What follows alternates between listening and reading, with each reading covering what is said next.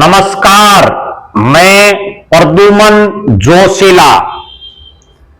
देश और हरियाणा प्रदेश में वर्षों से भले ही भारतीय जनता पार्टी राज कर रही हो, भारतीय जनता पार्टी के पास केंद्र और प्रदेश में सरकार बनाने के बाद हर तरह की सुविधाएं हो गई हों और कांग्रेस जो देश की सबसे पुरानी पार्टी है और लगातार हार रही है, उसके बावजूद कांग्रेस पार्टी के नेता चुनाव बड़ी मजबूती से लड़ रहे हैं।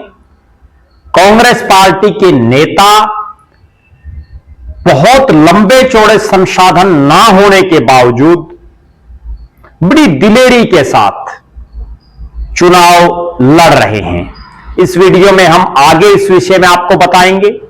उससे पहले आप सभी दर्शकों से यह अनुरोध है कि आप हमारे YouTube चैनल को सब्सक्राइब करें, बेल आइकन घंटी का बटन अवश्य दबाएं, वीडियो को ज्यादा से ज्यादा शेयर करें, अपने बहुमूल्य कमेंट्स अवश्य लिखें। आज हम बात करने जा रहे हैं जो अभी नगर निकाय के चुनाव हैं, उसमें नगर निगम हिसार की। नगर निगम हिसार में कांग्रेस पार्टी के प्रत्याशी, पूर्व में रहे नगर परिषद हिसार के चेयरमैन कृष्ण सिंगला टीटू ने बड़ी दिलेरी के साथ पूरा चुनाव लड़ा। विपरीत हालातों और विपरीत परिस्थितियों में उन्होंने चुनाव लड़ा। उस हालात और उस परिस्थिति में टीटू सिंगला ने चुनाव लड़ा जब पार्टी तीसरी बार हरियाणा में हार चुकी है, तीसरी बार पार्टी देश में हार चुकी है और हरियाणा में तो इतनी भयंकर आंधी में पार्टी हार गई है। और उस नगर निगम क्षेत्र में उन्होंने चुनाव लड़ा जहां जिसको हिसार शहर में कांग्रेस ने टिकट दी वो पार्टी छोड़ गया हो, जिसको कांग्रेस ने बरवाड़ा से टिकट दी वो चुनाव हार गया हो, जिसको कांग्रेस ने नलवा से टिकट दी वो चुनाव हार गया हो। ये तीनों ही पार्ट हिसार नगर निगम में आते हैं। आदमपुर का एक बहुत छोटा सा पार्ट भी आता है। उसके बावजूद जिस बहादुरी से, जिस जज्बे के साथ कृष्ण सिंगला टीटू ने यह चुनाव लड़ा और उन्होंने सक्रिय राजनीति में वापसी की एक तरह से, वो वास्तव में काबिले तारीफ है। और इस सब के पीछे एक सबसे बड़ा जिस नेता का हाथ है वो नेता है हिसार के सांसद जयप्रकाश जेपी। जयप्रकाश जेपी खुद भी और उनकी टीम, और विशेषकर चाहे वो युवा कांग्रेस के जो जिला के प्रधान हैं सत्येंद्र सहारण हो, चाहे इस पूरे चुनाव को जो मैनेज कर रहे हैं बहुत बखूबी ढंग से, जिन्होंने इस चुनाव को संभाला है, वो सोमवीर लांबा हो, चाहे मीडिया को जो संभाल रहे हैं कृष्ण सिंगला हो,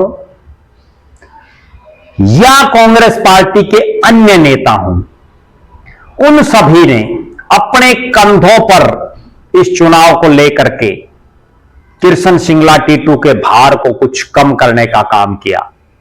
और इन्होंने कृष्ण सिंगला टीटू को जिताने के लिए भरसक प्रयास किए, भरसक प्रयत्न किए। चुनाव प्रचार के आखिरी दिन हिसार के चौथी बार के सांसद और पूर्व केंद्रीय मंत्री जयप्रकाश जेपी ने हल्का बरवाड़ा में पड़ने वाला पार्ट सेक्टर 1-4 से शुरू होकर के नील गेट से लेकर के, और उसके बाद चाहे ऑटो मार्केट हो, बस स्टैंड का एरिया हो, उसके बाद शहर से होते हुए डाबड़ा चौक से होते हुए और सात रोड जो बरवाड़ा का एरिया है, वहां तक एक बड़ा जबरदस्त रोड शो उन्होंने निकाला। बारिश भी हो रही थी, मौसम भी खराब था और सबको यह पता था कि ऊपर नीचे बीजेपी की सरकार है, लेकिन उसके बावजूद जयप्रकाश जेपी और उनके साथियों के, कांग्रेस पार्टी के कार्यकर्ताओं का हौसला कहीं डाउन नहीं हुआ। और इस पूरे रोड शो को जिन्होंने मैनेज किया वो शख्स सोमवीर लांबा, जो लगातार कृष्ण सिंगला टीटू के इस चुनाव को संभाले हुए हैं, उनके साथ कंधे से कंधा मिला करके चल रहे हैं और कांग्रेस को मजबूती दे रहे हैं। दूसरी तरफ युवाओं का एक बहुत बड़ा रोल होता है किसी भी चुनाव में, और इस चुनाव में और विशेषकर जो बरवाड़ा का इलाका है, चूंकि सत्येंद्र शाहरण जिनकी मैं जिक्र कर रहा हूं, वो बरवाड़ा से कांग्रेस पार्टी के टिकट के मजबूत दावेदार भी रहे हैं, और पूर्व विधायक जो हैं, जो कांग्रेस के प्रत्याशी थे रामनिवास घोडेला, वो बार बार ये कह रहे हैं कि सत्येंद्र शाहरण ने मेरी मदद भी नहीं की। यानी कहीं ना कहीं रामनिवास घोडेला जी खुद सत्येंद्र शाहरण को बहुत बड़ा नेता मान रहे हैं। आप अंदाजा लगा सकते हैं इससे कि सत्येंद्र शाहरण की राजनीतिक हैसियत कितनी लंबी चौड़ी है। उन्होंने भी विशेषकर जो बरवाड़ा का पार्ट है, चाहे सात रोड हो, मिल गेट हो, ये जो तमाम एरिया है, इसमें बहुत ज्यादा मेहनत की। नगर निगम के अन्य वार्डों में भी उन्होंने खूब मेहनत की। और इन दो साथियों सत्येंद्र शाहरण और सोमवीर लांबा के अलावा कांग्रेस पार्टी की पूरी टीम, चौधरी भूपेंद्र सिंह हुड्डा से लेकर के दीपेंद्र सिंह हुड्डा, कुमारी शैलजा, चौधरी वीरेंद्र सिंह, इन तमाम नेताओं ने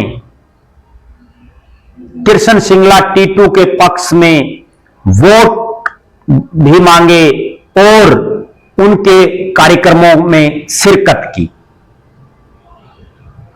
अब यह कहा जा सकता है कि वोट तो हिसार की जनता को देना है, जनता ने देना है, लेकिन इतना निश्चित है कि कोई भी विपरीत हालात हो, कोई भी विपरीत परिस्थिति हो, परिणाम कुछ भी रहे, हारें जीतें, लेकिन एक बात मैं बड़े दावे के साथ कह सकता हूं कि जयप्रकाश जेपी और उनके साथी हरियाणा के वो राजनेता हैं जो संघर्ष करना जानते हैं, जो हारी हुई बाजी में भी जीत के लिए एक उम्मीद देखते हैं और लगातार खड़े रहते हैं। और बहुत मौके हमने ऐसे देखे हैं जब जयप्रकाश जेपी और उसके साथियों ने हारी बाजी को भी जीत में बदला है। कुल मिलाकर के यह कहा जा सकता है, भले ही भारतीय जनता पार्टी के पास कितने ही संसाधन हो, भारतीय जनता पार्टी की केंद्र और प्रदेश में सरकार हो, अभी तक जो पूर्व मेयर थे वो भी बीजेपी के ही हैं, और हिसार शहर में तो ऐसी हालात बन गई, जो जीता वो बीजेपी को समर्थन कर रहा है, जो 2 नंबर पर रहा वो बीजेपी में शामिल हो गया, जो 3 नंबर पर है वो बीजेपी में है। उसके बाद जिन्होंने चुनाव लड़े, गौतम सरदाना हो और चाहे तरुण जैन हो, वो भी बीजेपी के प्रत्याशी की मदद कर रहे हैं। कांग्रेस में अगर कोई लड़ रहा है तो वो लड़ रहा है कृष्ण सिंगला टीटू, जयप्रकाश जेपी और उनके तमाम साथी।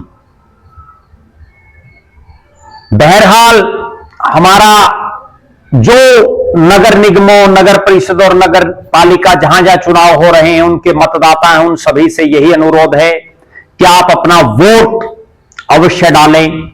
एक ऐसे शख्स को वोट डालें जिसका हाथ पकड़ करके आप काम करवा सकें। यह मत देखें कि ऊपर सरकार किसकी है, नीचे सरकार किसकी है, केवल यह देखें कि आपका भला कौन कर सकता है, कौन है जो आपके परिवार का, आपके मोहल्ले का, आपके शहर का विकास करवा सकता है, कौन है वो जिसका हाथ पकड़ करके आप काम करवा सकते हैं, कौन है वो जिसको इन कामों का अनुभव भी हो, कौन है वो नेता जिसको इन कामों को करवाने का एक जज्बा और जुनून जिसके अंदर हो। ऐसे शख्स को आप वोट डालें। बहरहाल आप लगातार हमारे साथ बने रहें, हमारे फेसबुक पेज को लाइक और फॉलो करें, यूट्यूब पर चैनल को सब्सक्राइब करें, बेल आइकन घंटी का बटन अवश्य दबाएं, वीडियो को ज्यादा से ज्यादा शेयर करें, अपने कमेंट्स अवश्य लिखें। बहुत बहुत धन्यवाद। आपका अपना प्रद्युमन जोशीला।